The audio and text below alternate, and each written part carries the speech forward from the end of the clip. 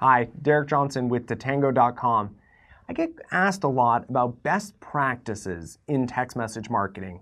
And then usually during that conversation regarding best practices, the Telephone Consumer Protection Act gets brought up. And this is a little scary for me because the Telephone Consumer Protection Act, well, I guess it is a best practice. It's actually federal law. So I want to do a video and explain kind of the confusion I think that's happening here and explain what the difference between best practices and what happens if you violate those best practices, and then what is law and what happens if you violate law. As you can imagine, I'm pretty sure you don't want to violate law. That's never a good thing. So best practices are things that are not law. So best practices in text message marketing are things like the Mole Marketing Association. They have their own best practices that they give customers. Then there's the CTIA and the wireless carriers. They have best practices as well. So on this best practices side, you have the MMA, the Mole Marketing Association.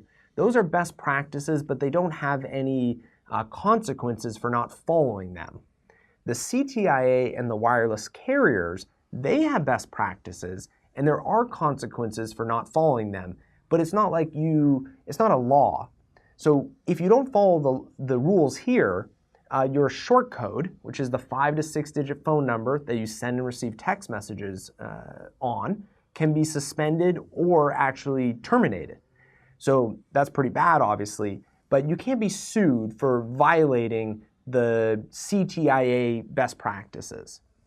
So again, Mole Marketing Association, MMA, which has best practices but not enforced. Then the carriers and the wireless and the CTIA have best practices and they are enforced and they can take away your short code or suspend it. Then on the other side, you have law. So under the FCC, they created the Telephone Consumer Protection Act. And that essentially says you can't text message spam your customers. There's a lot more to do with it, but that's another video. But essentially that is law. And if you violate the law there, they can, a consumer can sue you for anywhere between $500 and $1,500 per text message. Also, the FCC can take actions against you. So can I think the state or the federal government can take actions against you. So this is like real serious over here. This is like the law going to court. And over here is more best practices and you can have your short code taken away. So I think there is a little confusion because I think everything gets kind of roped up into one thing. But I think really we need as an industry to say, hey, best practices over here and then laws are over here. Both you need to follow, I believe. But I think we need to talk about them in different lights and really make sure people understand that there are two differences really when it comes to best practices and laws in text message marketing.